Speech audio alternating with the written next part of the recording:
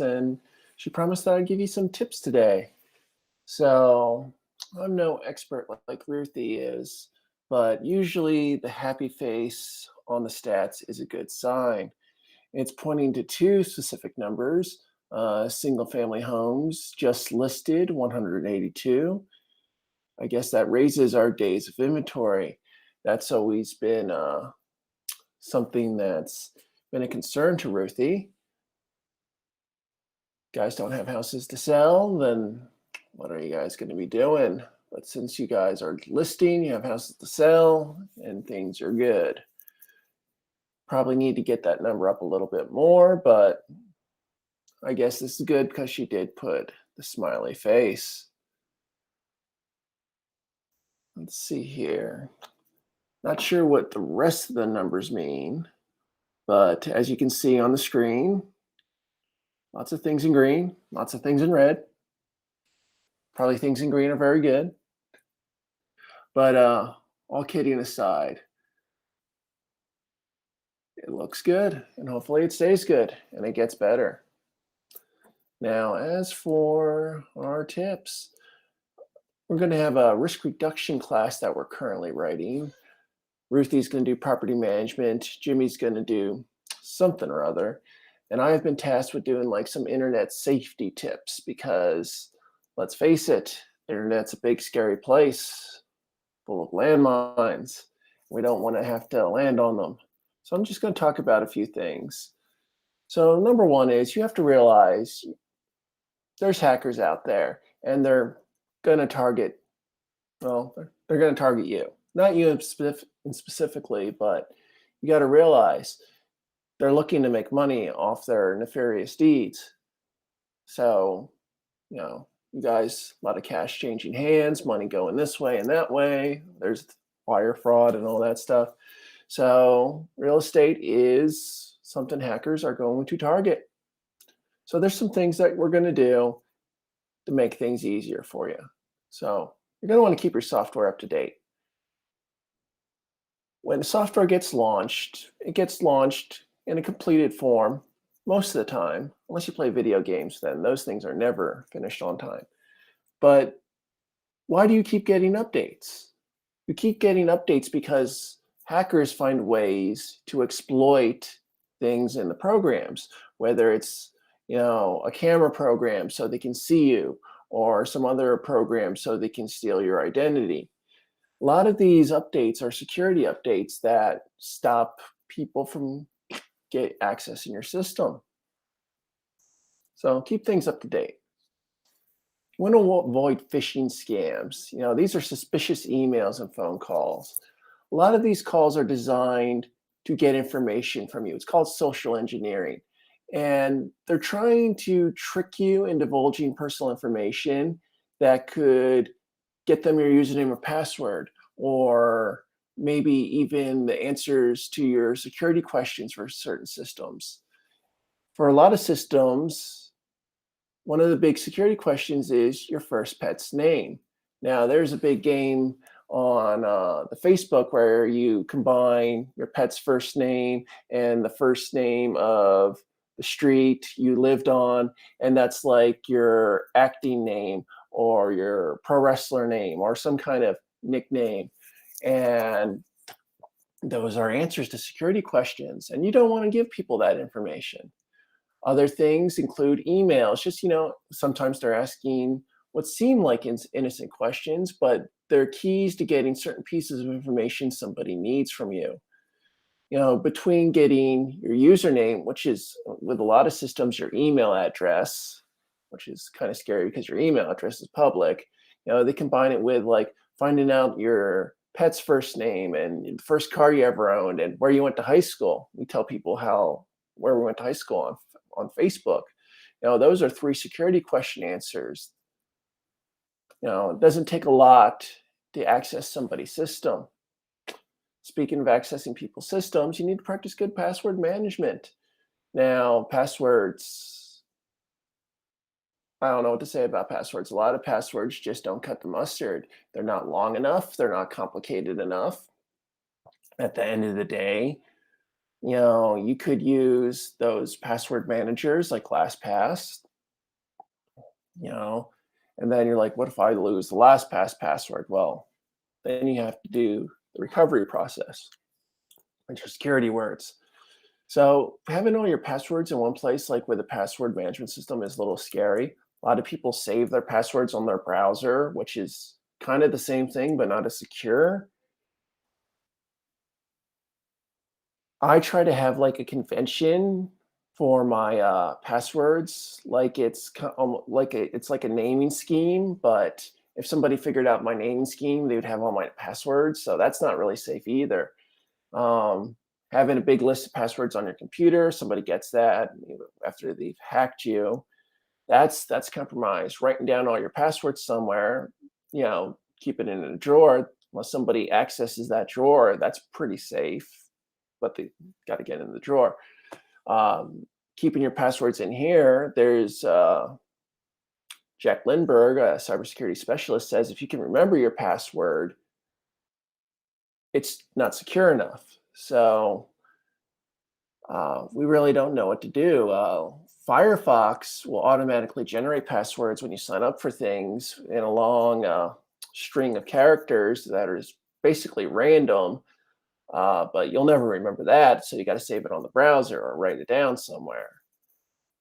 So probably the best thing is having the strong passwords, which is the long nonsense passwords, and not using the same password twice.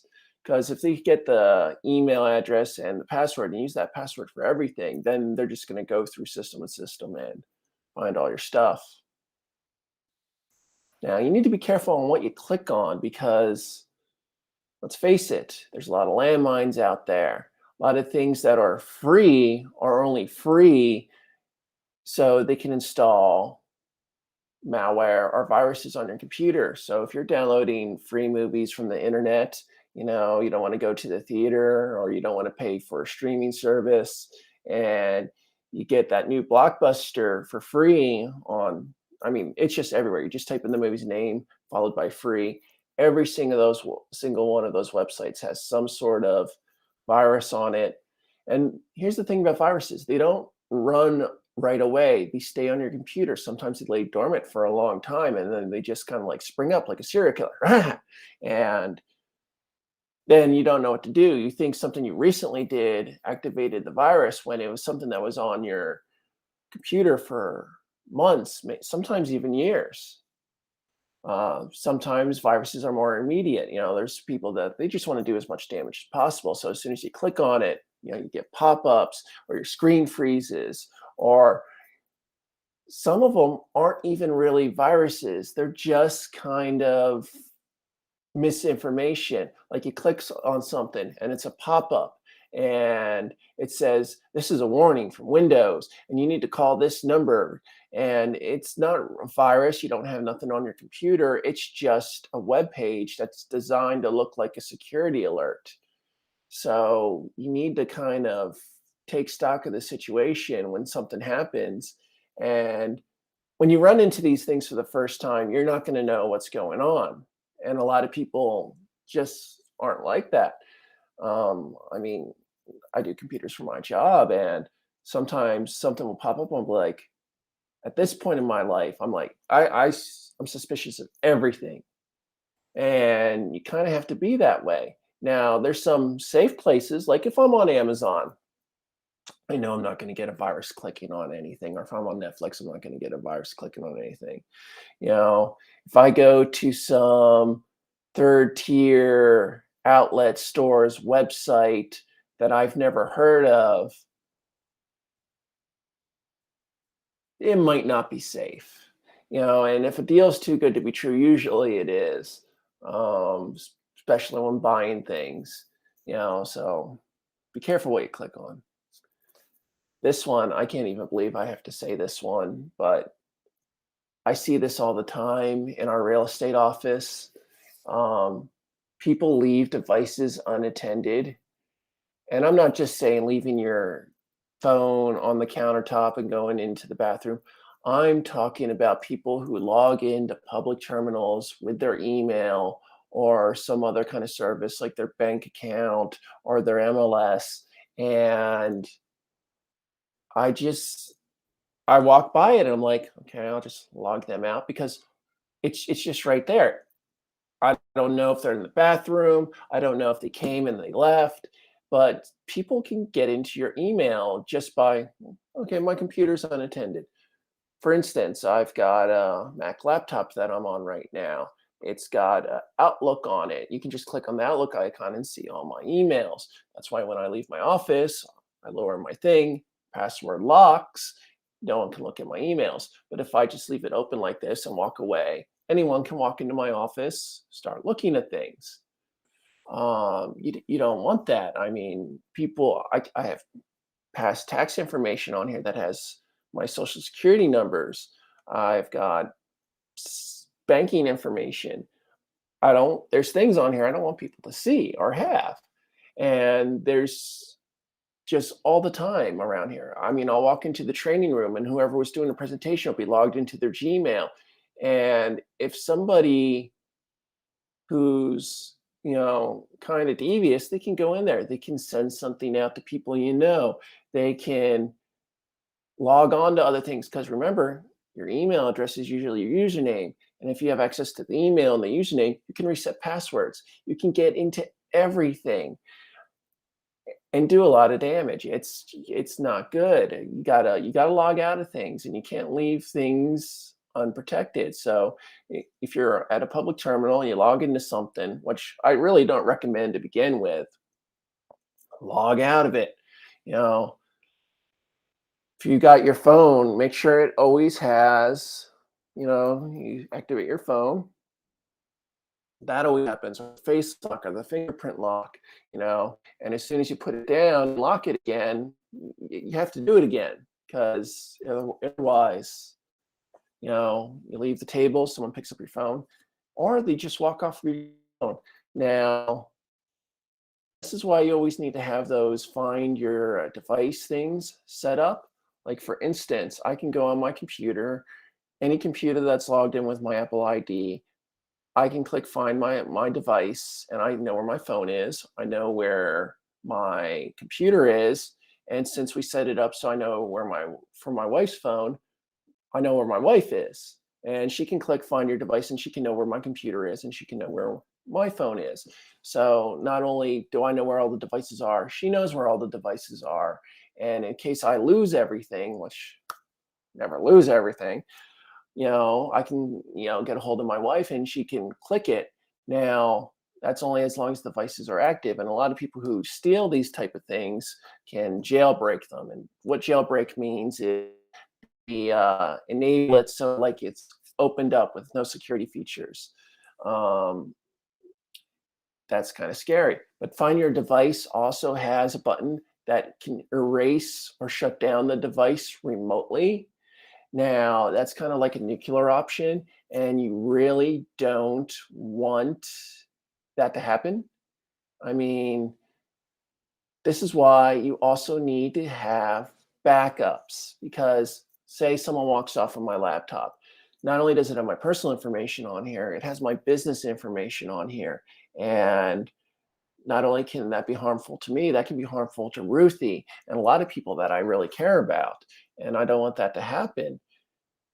Now, I can use my phone if somebody, like I go into the store, someone breaks into my truck, steals my computer bag, they have my laptop. Okay, find my device. Okay, I know where it is. I'm going to track it down. No, I'm going to call the cops and say, okay, here's where it is. I'm going to shut it down too. But in the off case that they get break the system before they can shut it down, I might have to consider hitting that button, erasing the device.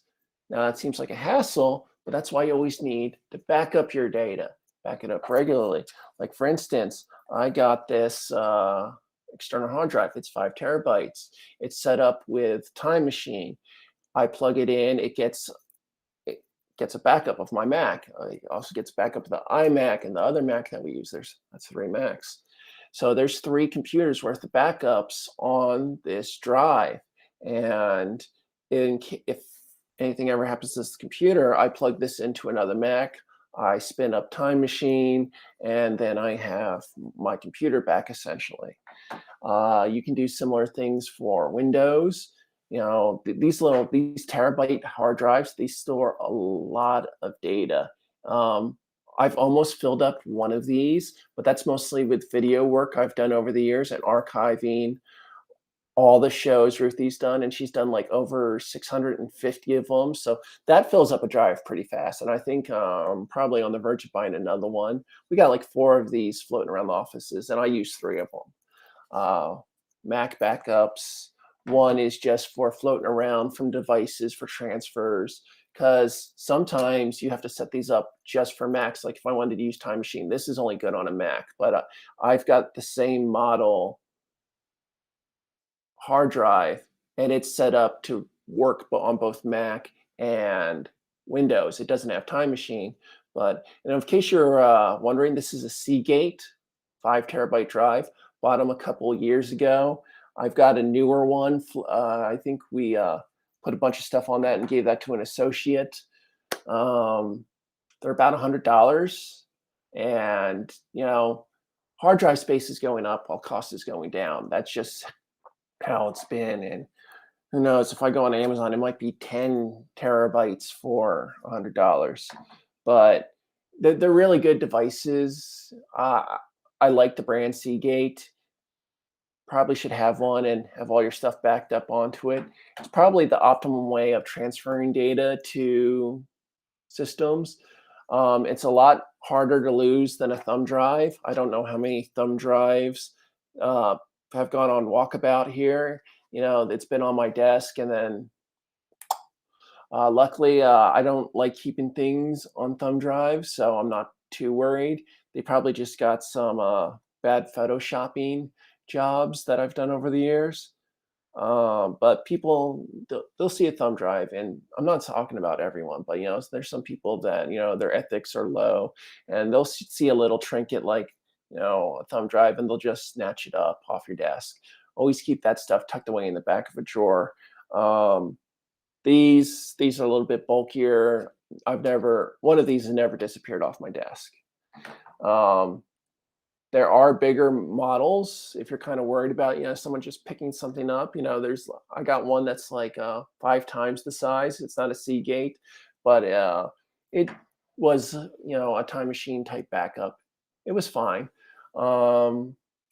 But you know, it's big and silver, and no one's going to walk off of that. And probably the last thing you need to do, which, you know, the first thing you should do, is have antiviruses and anti-malware protection. They're not 100% though.